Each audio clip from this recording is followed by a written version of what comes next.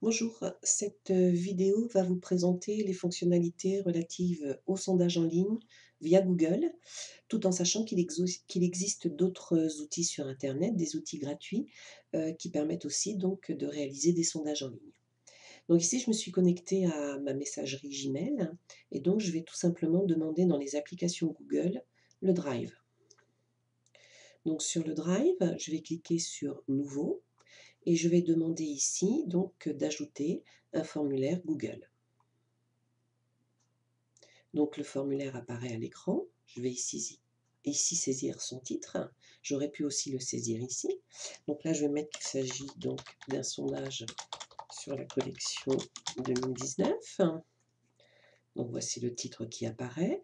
Ici, donc, dans la description du formulaire, je peux par exemple saisir une introduction. Donc, pour mieux vous satisfaire, tcha tcha tcha tcha tcha. Et je vais ensuite donc définir les paramètres du sondage. Donc je peux ici demander à collecter les adresses email, c'est-à-dire que le sondé sera invité dès le départ à saisir son adresse email. Donc moi, comme je l'ai déjà, je ne vais pas ici activer l'option. Je peux le limiter à une réponse, ce qui veut dire qu'une fois qu'il aura répondu, il ne pourra plus jamais se connecter. Donc bien réfléchir à ce choix. Je peux permettre aussi aux répondants deux choses, de modifier les réponses après l'envoi et de consulter les graphiques. Donc là, en fait, je peux ici modifier les réponses après l'envoi. Dans la présentation, je vais lui demander donc d'afficher la barre de progression. Trier les questions en mode aléatoire, non, parce que je vais structurer justement mon questionnaire dans un ordre logique. Et puis je peux demander aussi d'afficher le lien pour envoyer une autre réponse, donc je peux désactiver.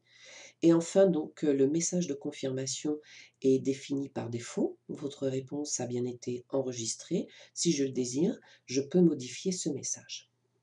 Enfin, le questionnaire peut être converti et à chaque question, on peut attribuer un nombre de points, ce qui n'est absolument pas l'objet de mon sondage. Donc, j'enregistre mes paramètres et je vais maintenant tout simplement commencer à saisir mes questions. Donc, les questions, il suffit ici de cliquer sur le signe plus pour systématiquement ajouter une question. Donc, ma première, comment avez-vous connu notre marque? Je vais ici donc préciser les modalités de réponse, donc par une publicité nationale, par Internet, bouche à oreille, et puis je vais préciser autre, comme ça le sondé pourra éventuellement saisir une autre modalité de réponse, ce que je n'ai pas prévu. Donc après avoir saisi le titre de la question, les modalités de réponse, il faut ensuite réfléchir au type de question. Est-ce que c'est une question à réponse courte, à réponse longue, sous forme de paragraphe? Est-ce que c'est donc une question à choix multiple? Ça veut dire que je permets au sondé de choisir une seule réponse parmi une liste. Est-ce que c'est donc des cases à cocher, plusieurs réponses possibles? Est-ce que c'est sous forme de liste déroulante et une seule réponse à ce moment-là est possible? Est-ce qu'il s'agit donc d'une échelle linéaire? Je permets au sondé d'indiquer une préférence sur une échelle de nombres. Et enfin, grille à choix multiples ou grille de cases à cocher qui permettent en fait de regrouper sous forme de tableau des questions similaires. Donc ici, comment avez-vous connu notre marque? Je peux l'avoir connue de différentes façons, donc je vais opter pour les cases à cocher permettant ainsi plusieurs réponses. Une question saisie peut être dupliquée, elle peut être supprimée ou elle peut être aussi rendue obligatoire. Donc réfléchir aussi à la notion d'obligatoire puisque si le sondé n'a pas envie de répondre, il sera tout simplement bloqué dans le déroulement du sondage. Donc j'ai terminé ici de créer toutes mes questions. Donc au total, j'ai 5 questions et maintenant donc je peux devoir structurer mon sondage en insérant par exemple des titres à des parties. Donc par exemple pour la première ici: «Comment avez-vous connu notre marque?» Je peux insérer donc un titre Alors, je peux déplacer ici mon titre. Et par exemple, ici, la première question porte sur notre notoriété. Voilà. Après, ici, donc, il s'agit, par exemple, votre fréquence d'achat. Voilà. Et donc, on pourrait imaginer d'autres titres hein, dans le questionnaire. Maintenant, si je le laisse tel quel, une personne qui aura acheté, par exemple, un article sur la collection femmes, verra dérouler à l'écran la question relative à la collection hommes, ce qui ne la concerne pas. Donc, je vais pouvoir créer dans mon questionnaire des renvois. Mais si je veux créer des renvois, il faut au préalable créer des sections. Donc ici, je vais créer une section pour la collection femmes. Donc je vais ici ajouter une section. Je vais l'appeler collection femmes. Et je vais faire ici la même chose pour la collection hommes. Voilà. Et donc je vais revenir à cette question où ici je vais cliquer donc sur les options et demander à accéder à une section en fonction de la réponse. C'est ce qu'on appelle en fait créer des renvois. Donc si je réponds j'ai acheté mon article sur la collection femmes, il faudrait que je passe à ce moment-là à la collection femmes, et pour la collection hommes, il faut passer à ce moment-là ou accéder à la collection hommes. Voilà.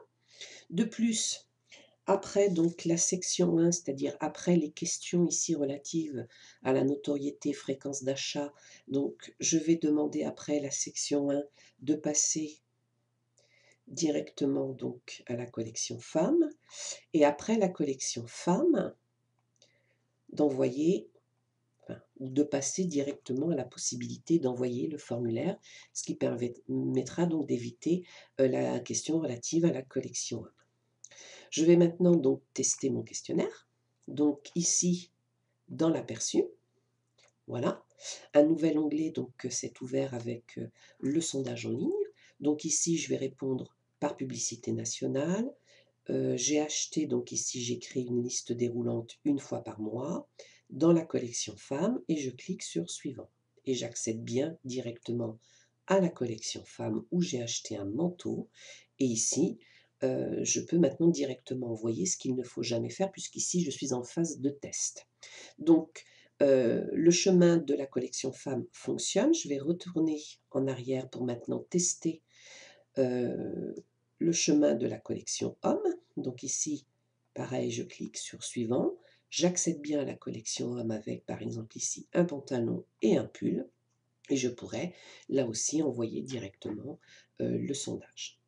Donc, j'ai testé mon questionnaire. Je ferme ici l'onglet. Voilà, je reviens donc à mon sondage et maintenant donc je vais pouvoir tout simplement l'envoyer une fois finalisé et testé. Donc pour l'envoyer, il suffit de cliquer sur envoyer. Je vais préciser ici donc les adresses mail des destinataires. Ce peut être toute adresse électronique. Un objet donc ici par défaut est proposé et un message. Je vous ai invité à remplir un formulaire. Le message peut tout à fait être personnalisé. On peut aussi demander à inclure le formulaire dans l'email, mais cette option alourdit énormément ensuite le message électronique.